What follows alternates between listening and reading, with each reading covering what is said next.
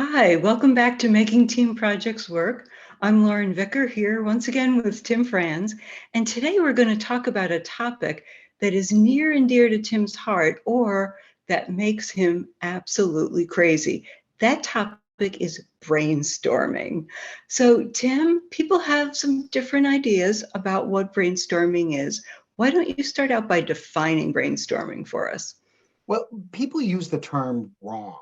They use brainstorming to say, let's throw out ideas. And that's not at all what brainstorming is. When Osborne first started talking about this in the 50s, 1950s, Osborne had 4 rules to brainstorming. Number 1, no evaluation or criticism. Number 2, you have to really be wild and outrageous and come up with crazy solutions.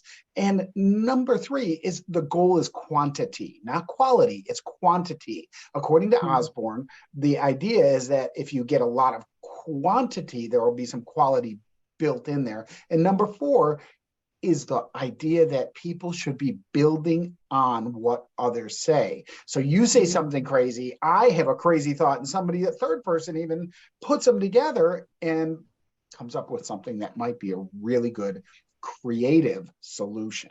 So now here's the problem is Osborne said that people would come up with 3 times as many ideas when brainstorming of higher quality, and it doesn't work.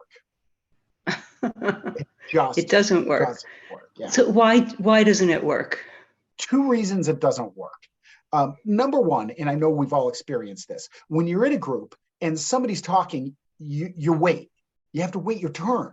Right. The fancy term for this, psychological term, is called production blocking.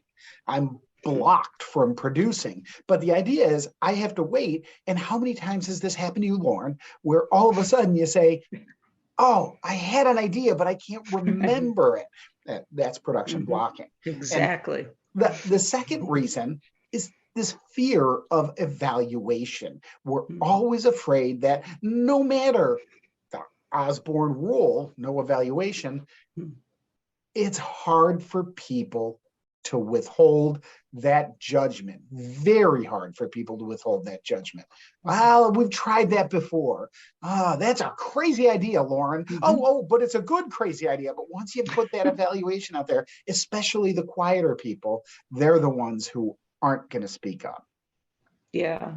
So is there a way that we can take this concept of brainstorming and what Osborne really wanted to see happen and actually make it work for teams? Well, there are 3 ways to make it work well. It does work when you add some more constraints around it. Number 1 is using a good facilitator, hiring somebody, bringing somebody in, training somebody who can draw people out, especially those quieter members, and keep the evaluation to a minimum. Number 2 is brainstorming prompts. There are a lot of good brainstorming prompts out there, and these are as easy as saying, Lauren, give me one more reason. Lauren, give me one reason that's related to the one you just gave me. And these prompts are simple, but by pushing people with prompts, they're more likely to talk more. And number 3 is there are great online tools. And the online tools are fabulous because number 1, they eliminate production blocking. A computer doesn't have to wait for you to stop speaking for me to take an input. So when you're typing it in, the computer can handle it. And on top of that, no names are associated with everything.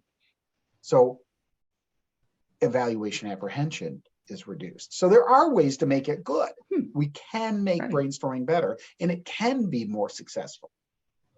Well, that is really informative. And I think that's a good way to think about brainstorming, ways to actually make it work so you can generate those ideas without the evaluation. You can get the quantity, hopefully get the quality, and not have to worry about people being blocked with their thoughts.